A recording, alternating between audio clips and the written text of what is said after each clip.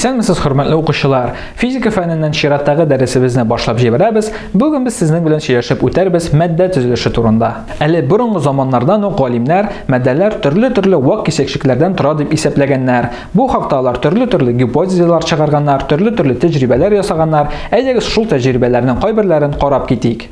Мәсәлән, иң беренче гади генә тәҗрибә, без кулыбызга тупны алып аны кысабыз икән, безнең көчнең тәэсире нәтиҗәсендә туп эчендәге һава кысылачак, яисә аның күләме үзгәрәчәк. Җисемнең күләме шулай ук аны суытканда һәм җылытканда да үзгәрә. Мәсәлән, без җылы өйдән тупны суык урамга чыгарып куябыз икән, туп сытылачак. Аны кире җылыга алып керәбез икән, туп үзенең формасын кире кайтарачак. Шул ук тәҗрибәне бакыр яки җиз шаршык белән дә кабатлап карарга мөмкин. Мәсәлән, салкын хәлдә ул бөҗрә аша үтә. Әгәр дә шаршыкны җылытсак, ул киңәеп бөҗрә аша үтми башлый. Берникадәр вакыттан соң шаршык суына, аның күләме кими, ә бөҗрә инде шаршыктан җылынып киңәя һәм шаршык яңадан бөҗрә аша үтә башлый. Димәк, җылытканда җисемнең күләме арта, ә суынганда ул күләм кими. Барлык матдәләр дә аерым кисәкчекләрдән тора, һәм әлеге кисәкчекләр аша төрле аралыклар бар. Җылыткан очракта инде безнең әлеге аралыклар арта, шуның аша безнең гомуми күләм дә арта килеп чыга.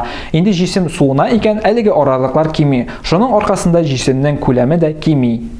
Шулай итеп, барлык матдәләр дә аерым кисәкчекләрдән тора. Матдәләрне тәшкил итүче кисәкчекләрне молекула дип атыйлар. Матдәнең молекуласы шул матдәнең бик кечкенә кисәкчеге ул. Мәсәлән, суның иң кечкенә кисәкчеге су молекуласы, шикәрнең иң кечкенә кисәкчеге шикәр молекуласы була. Молекулалар үз чиратында тагы да кечерәк кисәкчекләрдән, атомнардан тора.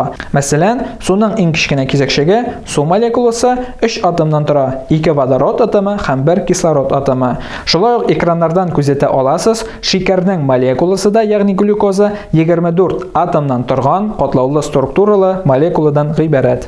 Молекулаларны гадәттә схема рәвешендә сурәтлиләр. Экранда сез янә су молекуласын күрә аласыз. Димәк, ул безнең тора 1 кислород атомыннан һәм 2 водород атомыннан. Әлеге атомнар үз чиратында тагы да кечерәк кисәкчекләрдән тора. Ләкин бу турыда сез инде 8нче сыйныфта химия курсыннан өйрәнерсез. Ә хәзергә әйдәгез молекулаларның размерларын күз алдына китереп карыйк.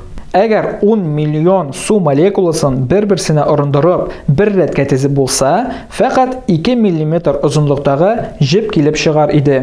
Үлчәмләре бик кечкенә булу сәбәпле, молекулаларны гади күз белән яки гадәти микроскоп аша күреп булмый. Шулай итеп без әйтә алабыз, молекулаларның үлчәмнәре чыннан да бик кечкенә. Шул ук вакытта әйтергә мөмкин, бер үк матдәнең молекуляр составы ул матдәнең агрегат халаты үзгәрү белән үзгәрми. Мәсәлән, су бозга әверелә икән яисә су парга әверелә икән, аның молекуласы бер үк төрле булып кала бирә. Инде матдәләрнең агрегат халаты турында без сезнең белән киләсе дәрестә тирәнрәк өйрәнербез. Хәзергә исә безнең чираттагы дәресебез дә ахырына якынлашты, практик өлешкә күчәбез.